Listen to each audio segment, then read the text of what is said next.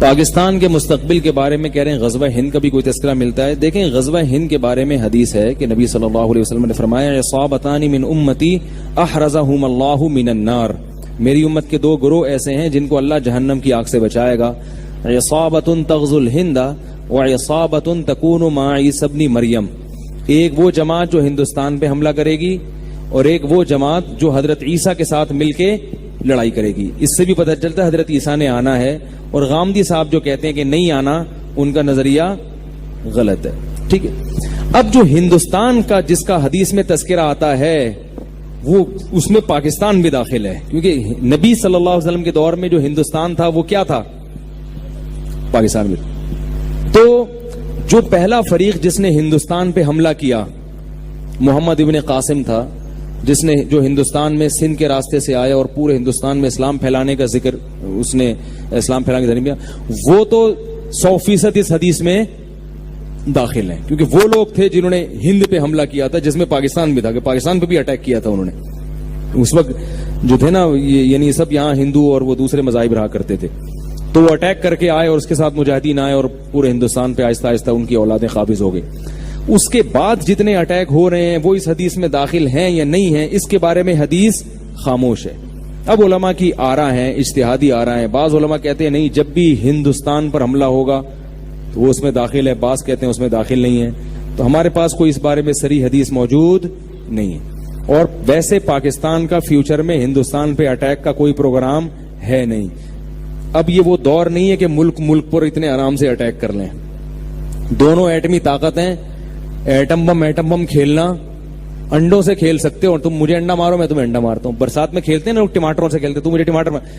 اب یہ نہیں ہوتا کہ تم مجھے ایٹم بم مارو اور میں تجھے اٹھا کے بم ماروں. دونوں ایٹمی طاقت ہیں, دونوں یہ غلطی کبھی نہیں کرتے. اب جو جنگیں ہوتی ہیں وہ سرد جنگ ہوتی ہے, معاشی لحاظ سے اندر کھوکھلا کر دو, اندر تحریکیں کھڑی کرو کہ یہ ٹوٹ جائیں. تو اب ہندوستان پر پاکستان حملہ کر کے ہندوستان پہ قبضہ کر لے, ایسا نہیں ہو سکتا. اسباب کی دنیا میں یہ نہ پاکستان کرے گا اور نہ انڈیا ایسی حماقت کرے گا کہ پاکستان پہ حملہ کرے. اب یہ ہو رہا ہے کہ ایک دوسرے کی جڑیں کھوکھلے کرنے میں. اگر انڈیا میں عقل ہوئی تو وہ پاکستان سے بنا کے رکھے گا کہ دوستی کر لو ان سے, جھک جاؤ ان کے سامنے. لیکن ان کے سیاسی حکمرانوں میں بصیرت نہیں ہے, اور جو متعصب ہندو ہیں نا ان میں بصیرت نہیں, وہ مروا رہے ہیں اپنی قوم کو, پٹوا رہے ہیں. وہ عام ہندوؤں کا بھی جنازہ نکال رہے ہیں اور مسلمانوں کو بھی مروانے کی کوشش کر رہے ہیں, پورا ہندوستان کو. تو اب پاکستان اور ہندوستان کی جو جنگ ہوگی اگر ہوئی تو اس پر ہوگی کہ کون کس ملک کو توڑنے میں کامیاب. پاکستان تو انشاءاللہ ٹوٹنے کی, کیونکہ جتنی بڑی بڑی کوششیں ہونی تھی ہو گئی ہیں.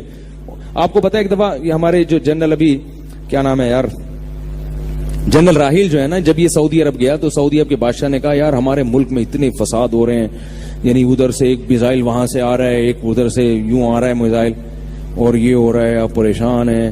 تو راہیل شریف نے کہا کہ تم لوگوں نے بھی پریشانی دیکھی نہیں ہے, ایک بم وہاں پھٹ گیا, ایک وہ ہو گیا, یہ تو ہمارے بائیں ہاتھ کا کھیل ہے. ہمارے ہاں جو ہم نے پریشانیاں دیکھی ہیں, ادھر 1000 کلومیٹر پہ انڈیا اتنی بڑی پاور وہ بیٹھا ہوا ہے, ادھر پورے 1000 کلومیٹر پہ امریکہ بیٹھا ہوا ہے افغانستان میں, اور انڈیا کو بھی بٹھایا ہوا اس نے. اور پھر ادھر صوبہ سرحد میں اندر سے تحریکیں چل رہی ہیں, ادھر سندھ میں, ادھر بلوچستان میں, اور ادھر کراچی میں. کہہ رہے ہیں ہم نے باہر ادھر بھی لڑے 1000 کلومیٹر پہ, ادھر بھی لڑے, ڈرون حملوں کا بھی مقابلہ کیا. اور جو ایجنسیاں غیر ملکی ہمارے بلیک واٹر کے نام سے گھسی ہوئی ہیں, ان کے خلاف آپریشن بھی ایک ہی وقت میں جاری. ملک کے اندر دشمنوں کو بھی ختم, باہر سے دشمنوں کو بھی ختم, اور بلوچستان کی تحریکوں پہ بھی کوشش. یہ ساری جنگیں الحمدللہ ہم کامیابی سے لڑ رہے ہیں, اور ہمارے اعصاب ابھی کمزور. میں پورا بیان نقل نہیں کر رہا ہوں, اس کا جو مفہوم بیان کر رہا ہوں. ہمارے اعصاب کمزور, تم نے تو پتہ ہی نہیں ہے کہ دہشت گردی ہوتی کیا ہے.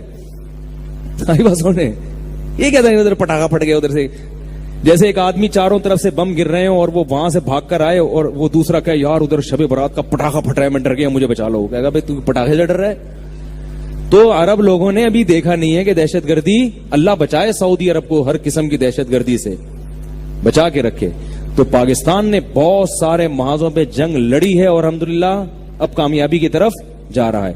تو اب الحمدللہ کوئی ایسی سازش پاکستان کے خلاف اللہ کی رحمت سے پوری امید ہے مستقبل میں نہیں ہو سکتی جو پاکستان کو توڑ دے. اب نہیں ہو سکتی انشاءاللہ. تو اب جو ہے نا انڈیا پاکستان کا کچھ نہیں بگاڑ سکتا. اور میں نے بتایا آپ کو پاکستان نے تمیز سے بات کرنا. آپ نے دیکھا جنرل مشرف کا بھی بیان سنا ہے, ایک انڈیا کے ایک اینکر نے کچھ الٹی سیدھی باتیں کی کہ گوادر بن رہا ہے, پاکستان چائنا کا غلام بن رہا ہے اور یہ ہو رہا ہے. تو وہ کیسا جواب دیا ہے.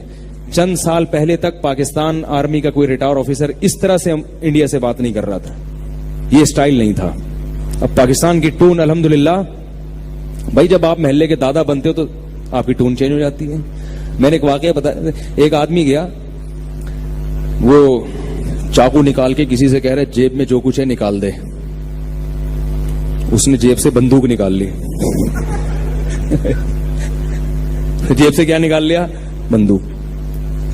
تو اب ٹون کس کی چینج ہوگی؟ اب کہ تیری جیب میں جو کچھ ہے تو نکال. تو ابھی تک انڈیا پاکستان کو اس طرح کی باتیں کر رہا تھا. پاکستان بیچارہ تھوڑا سا سہما, کیونکہ پاکستان کے اپنے مسائل تھے, ادھر افغانستان میں مسائل, ادھر اندرونی مسائل, ہر طرف سے اندر خفیہ ایجنسیاں گھسی ہوئی ہیں. تو پاکستان تھوڑا گھبرا رہا تھا. اب الحمدللہ پاکستان کی ٹون, اب پاکستان نے تمیز سے بات کرنا چھوڑ دی ہے.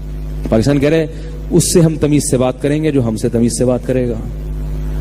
وعلیکم السلام اس کو کہیں گے جو ہم کو السلام علیکم کہے گا. یہ الحمدللہ ایک حقائق ہیں.